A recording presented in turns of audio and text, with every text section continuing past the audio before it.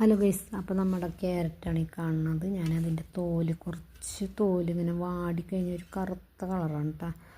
കറുത്ത കളറായിട്ട് കിട്ടും. അപ്പോൾ നമുക്കിതിപ്പോൾ അറച്ച പോലെ ഇരിക്കും. ഇങ്ങനെ നമുക്കൊരു വൃത്തിയില്ലായ്മ തോന്നും. അപ്പോൾ ഞാനിതിൻ്റെ ഇതിങ്ങനെ തോലിങ്ങനെ അരിഞ്ഞ് കളഞ്ഞ് അതിന് ശേഷം നമ്മുടെ ക്യാരറ്റ് നല്ല ഫ്രഷായിട്ട് എടുത്തിട്ടുണ്ട്.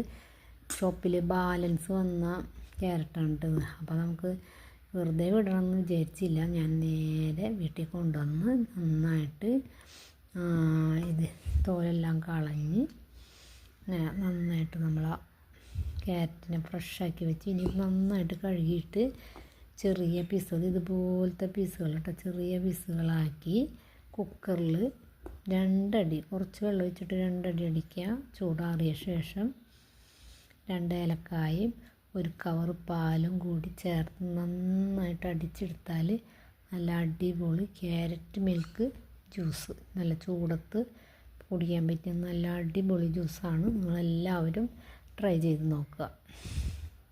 ഇത് ഞാൻ ഷോപ്പിലേക്ക് അടിച്ചുകൊണ്ട് പോകാൻ വേണ്ടി തന്നെയാണ് കേട്ടോ. കാരണം വെച്ചാൽ അവിടെ ഇഷ്ടം പോലെ ചൂടായതുകൊണ്ട് ആൾക്കാർ വരുന്നുണ്ട്. അപ്പോൾ ഉള്ള ജ്യൂസൊക്കെ നമുക്ക് ഇതുപോലൊക്കെ അടിച്ച് കൊടുത്തു കഴിഞ്ഞാൽ അവർക്ക് ദാഹം കെടുകയും ചെയ്യും, നമുക്ക് പൈസയും കിട്ടും.